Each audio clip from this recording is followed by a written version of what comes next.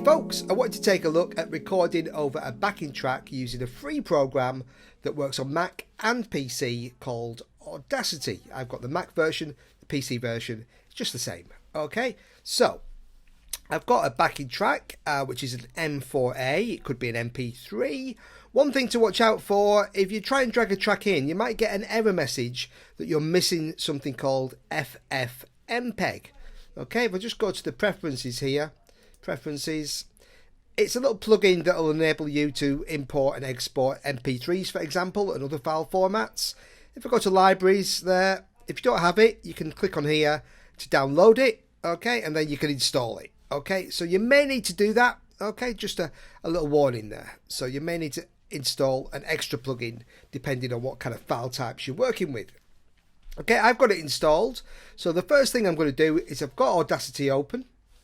I'm going to just drag in my track. Okay, and there's my backing track. I can take the volume of that track up or down.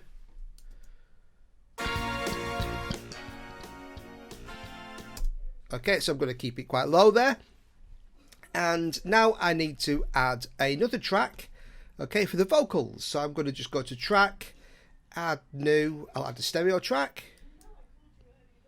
Okay, here it is.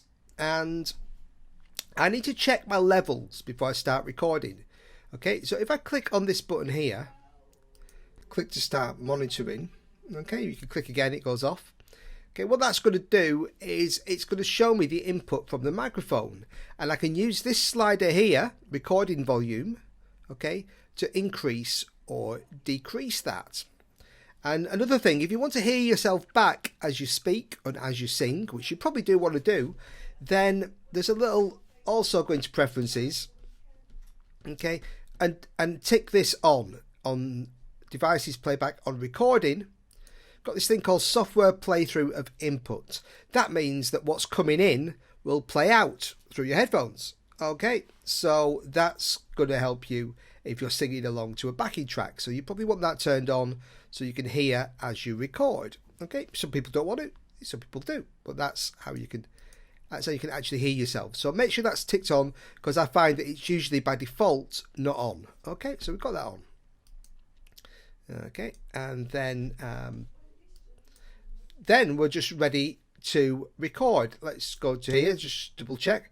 Ba ba ba. Okay, I'm singing there, and it's not. Okay, I'm going to do this. It'll be nasty. Be warned. But oh, okay. You see, it went to the red. Don't want to go into the red. It's going to distort.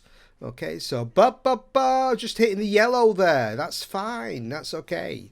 Always better to be a little quieter than too loud, because you can always turn it up, but if it distorts, you can't fix it.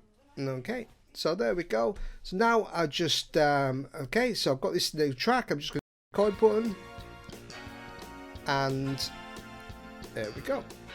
And it's actually recorded onto a new track. I'll show you why in a sec. You can never know what it's like. Your blood like when the freezes, just like ice. The cold, dirty temperatures on you. Had a before her heavens too.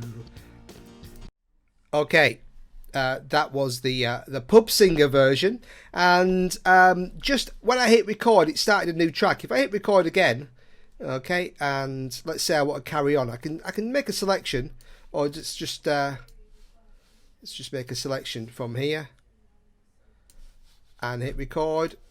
Before her heavens do.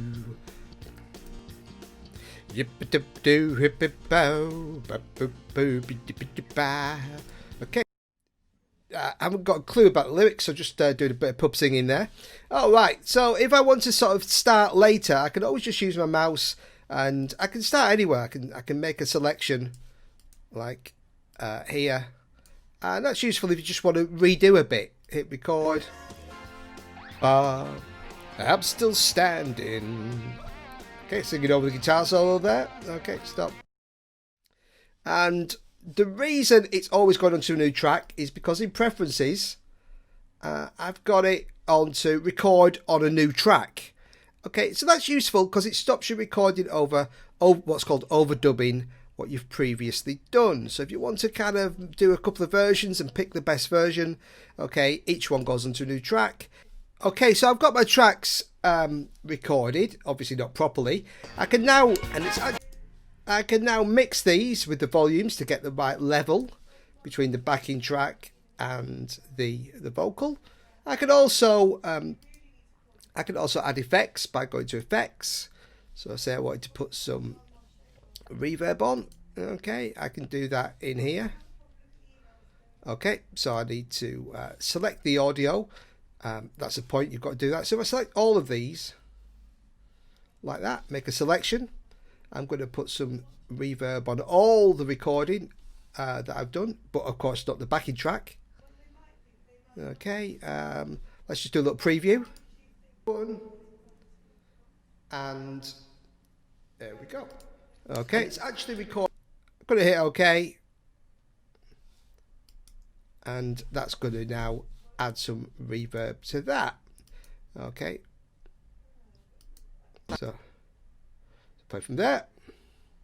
You never know what it's like. The blood light when the breeze is just like ice.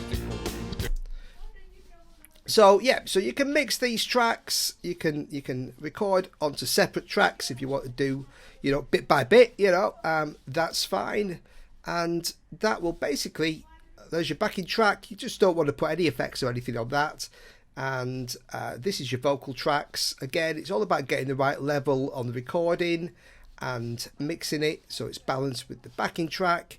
But that's just a very basic introduction to recording. When I've finished, I can go to File.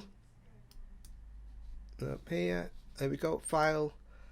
And I can choose Export. And let's say I'd normally export as a WAV. Okay. Because that's the best quality. If it was just in a version to send by email or something like that, I'd probably put it, let's say I'll stick this on my desktop. I'll probably maybe do an MP3. But if you're going to be doing further work with it, for example, in a video or something like that, then you're probably going to want a WAV file, so you'll be working with it at the best quality. Your tracks will be mixed down. Yeah, okay, that's it. That's it. Okay. So there you go. There's your tracks. So you can edit these. You can take these, and I've got another video on my channel which talks about these different editing tools, which will let you kind of trim your tracks and mix the volumes and all this kind of stuff. So there's lots more extra things you can do in Audacity, but that's just a very quick and basic introduction to recording over a track. Thanks for watching.